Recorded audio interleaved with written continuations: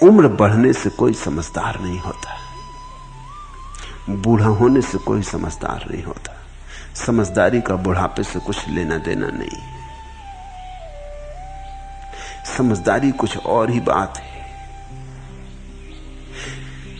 अनुभवों की बहुत बड़ी श्रृंखला से कोई समझदार नहीं होता, लेकिन अनुभवों के बीच में से सार सूत्र खोज लेने से कोई समझदार होता है। तुमने एक बार क्रोध किया, तुमने 2 बार क्रोध किया, तुमने 1000 बार क्रोध किया, इससे थोड़ी समझ बढ़ेगी। सच तो यह है कि तुमने 1000 बार क्रोध किया, ये यही बताता है कि तुम्हारी समझ घटी बढ़ी नहीं। समझदार होते तो एक बार क्रोध कर लेते और समझ जाते कि बात व्यर्थ है।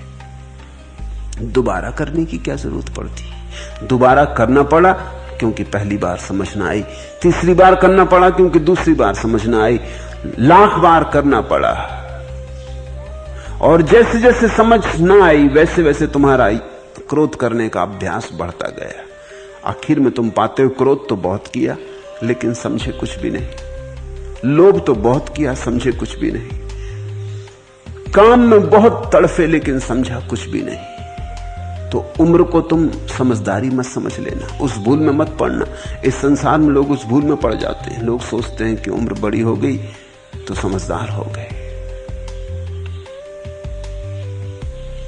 समझदारी अनुभव के प्रति जागने से पैदा होती, मात्र अनुभव की राशि बड़ी होती चली जाए इससे पैदा नहीं होती। जो तुम कर रहे हो, जो तुम्हारे जीवन में हो रहा है, उसे खूब बोधपूर्वक करो, उसे खूब समझ के करो, सब तरफ से परख करके करो। एक बार जो किया है फिर उसका खूब विश्लेषण करो, निदान करो कि क्या मिला, क्या पाया, क्या हुआ। अगर कुछ न पाया हो तो दोबारा थोड़ी सावधानी रखो, नहीं तो जाल अंधी आदत का बड़ा हो जाएगा। मर रहा है बाप, सब संपत्ति छूटी जा रही है, मरते वक्त भी इस व्यर्थ की संपदा को बेटे के लिए छोड़ जाता है। तुमसे मैं कहूंगा ऐसा मत करना, तुम्हारे भी बेटे होंगे, उनके लिए कुछ और बहुमूल्य छोड़ जाना, कोई और बड़ी वसीयत छोड़ जाना।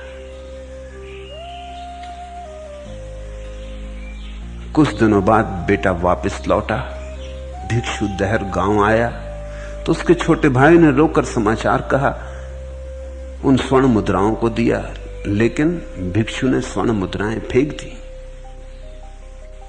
ये बात भी अज्ञान की है। अगर स्वर्ण मुद्राओं में कुछ भी नहीं है तो फेंकने का इतना उत्साह क्या। इसलिए मैं कहता हूं कि घर छोड़ के भागना मत, क्योंकि घर छोड़ने का उत्साह यही बताता है कि तुम्हें अब भी घर में कुछ दिखाई पड़ता है। मैं तो कहता हूं घर में कुछ है ही नहीं, भाग के जाना कहां है ही नहीं वहां कुछ। हिमालय पर तुम हो ही, घर में सूना है, कुछ भी नहीं है वहां। इसलिए मैं कहता हूं पत्नी को छोड़ के मत भाग जाना। पत्नी की मान्यता गिर जाए बस काफी, पत्नी के प्रति पत्नी भाव गिर जाए बस काफी, पत्नी में भी परमात्मा दिखाई पड़ने लगे बस काफी। मेरा तेरा गिर जाए वही झूठ है, लेकिन वो झूठ तो नहीं छोड़ते। अगर तुम हिमालय भी भाग गए तो भी तुम्हारी पत्नी, तुम्हारी ये झूठ तो तुम्हारे साथ जाता है, पत्नी छोड़ जाती। स्वामी राम के जीवन में एक उल्लेख है, वो अमेरिका से लौटे, सरदार पूर्ण सिंह उनके शिष्य थे और उनके पास हिमालय में रहते।